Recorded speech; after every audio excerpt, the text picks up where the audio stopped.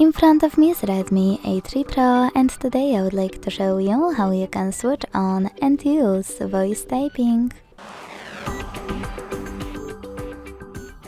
Begin by launching your keyboard and clicking on gear icon at the top of it.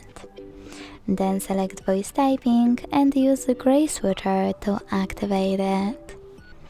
When you're ready, go back to your keyboard and tap on no visible microphone to start typing.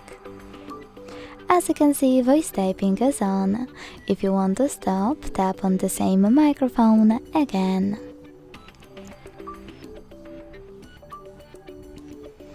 Thanks so much for watching. If you enjoyed this video, leave a like, comment and subscribe. Bye!